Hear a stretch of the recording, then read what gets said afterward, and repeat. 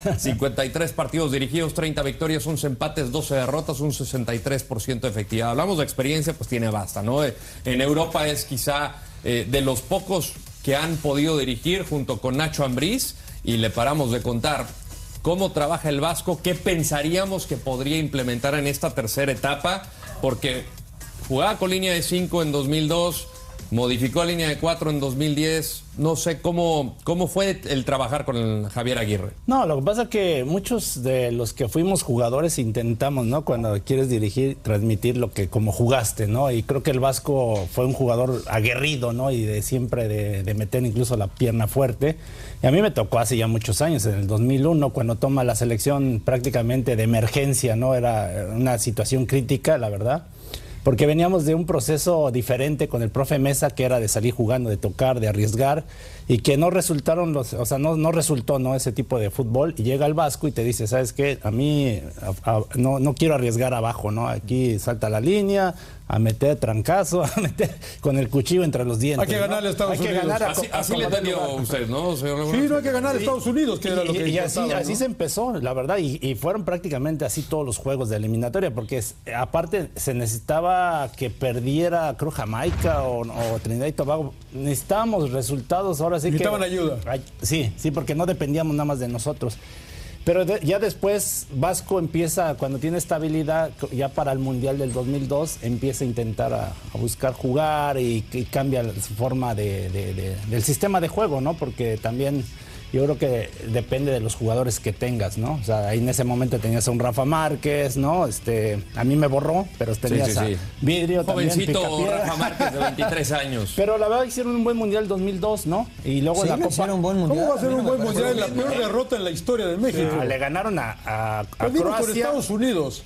Es que siempre nos vamos con lo malo. O sea, no, pero es que... Sí, yo sé que fue el resultado, pero yo creo que sí hicieron un buen mundial. Entonces también Osorio es un buen mundial. Una muy buena fase de grupos, ganaron a Croacia. Empataron con Italia. No, ganaron a Ecuador, y Italia viniendo de atrás. Es que bajo ese contexto, pues todos los que han salido de la fase de grupo. Y el 2010 también fue un buen mundial, ¿no? También, ¿no? Pasan la fase de grupos, ¿no? Y pierden contra Argentina, que... Ese es el problema, yo creo que creemos que ese es un buen mundial, ¿no? A lo mejor esa es nuestra realidad, ¿no? Pero también es que nos quedamos también con lo malo, siempre.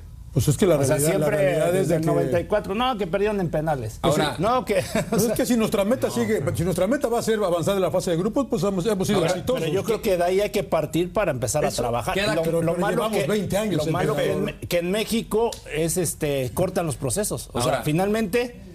O sea, no le da seguimiento. O sea, por eso cuando llega Javier Aguirre a la selección, él pide el apoyo incondicional de los dueños, de Alejandro Burillo en ese entonces, y le dieron todo el apoyo. Con el profe Mesa, y lo acabo de ver al profe Mesa, y volvemos a tocar el mismo tema, incluso con la misma gente de la federación, que él no recibió el apoyo que recibió Javier Aguirre en su momento. Porque muchos clubes... ¿Hugo Sánchez sí lo recibió? No.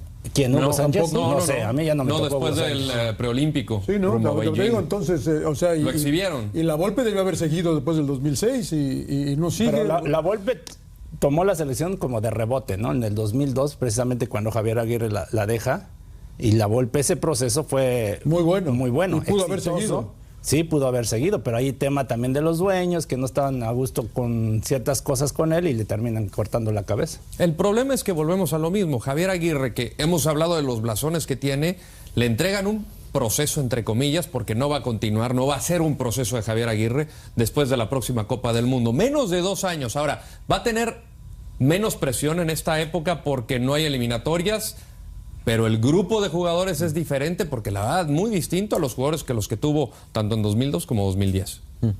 No sé cómo lo veo. Yo creo que las expectativas, ¿cuáles son?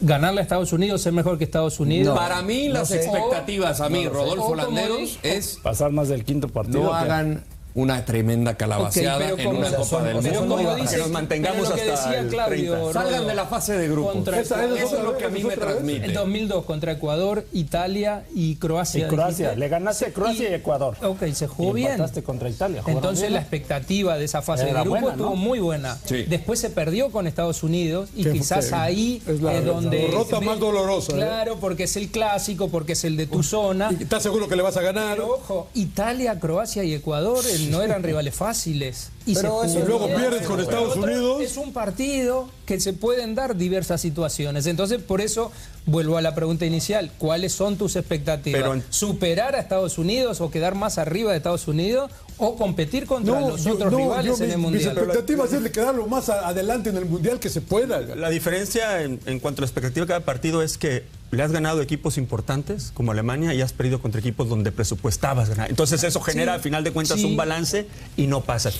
Yo, dejando al lado la del 94, que yo siempre lo menciono, que es la que metió a México en el mapa, a partir de ahí a las demás selecciones les corresponde llevar a México un peldaño más arriba y nadie lo ha logrado. Nadie lo ha logrado porque ustedes marcaron una línea, Claudio, porque pero nadie desde creía el antes en 94 México. hasta el 2018 creo que se había cumplido, ¿no? Porque salías de la fase de grupos. Pero, y en cierta manera sí es buen Y mundial. rivales Pero bravos. fue una No, fase de o sea, grupos. Brasil pero siempre 2014 nos tenía una quedamos. fase de grupos brava. Pero es lo que voy, siempre nos Todos, quedamos casi con lo todos. malo. Pero ahí te va, Empe. Por ejemplo, a partir de la generación de ustedes, siempre se habla que la generación dorada y la generación dorada. Entonces, esa generación, ustedes lograron lo que nadie había hecho, que es poner a México en el mapa por la forma de jugar, porque a donde Pero quieras ya ir. se había hecho en el 86, ya se había... Y fíjate, Pero Copa América jugaron, pero jugaron en México. Y yo te diría, sí. y a mí me tocó estar ahí en el 2006. Ahí todo el mundo dice, no, fue una gran Copa del Mundo. Para mí no. Si tú analizas la fase de grupos, el partido no fue de Irán, buena. Muy bien. Le ganas Luego, a Irán, Angola, empate horrible, horrible. Y el de Portugal con la te mano gana, de ¿no? Rafa, el penal en y el contra. mejor partido contra Argentina. Omar Bravo que vuela el penal. Sí, y contra Argentina nos quedamos con la sensación que jugó muy bien México. O sea, sí jugó bien ese partido.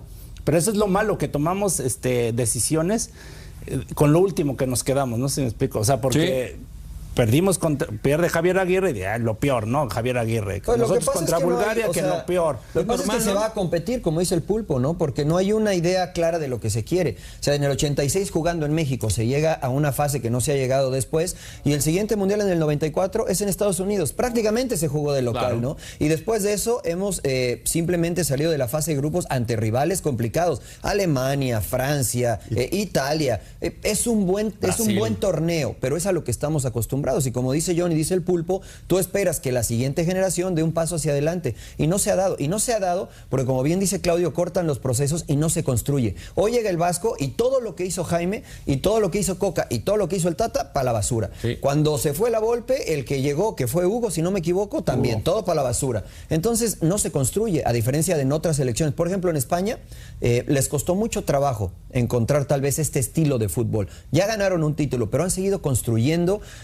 con resultados positivos, con resultados negativos, pero han seguido construyendo sobre una línea. Acá no. Acá, que como lo dice más Claudio, importante es que cuando les fue mal no cambiaron.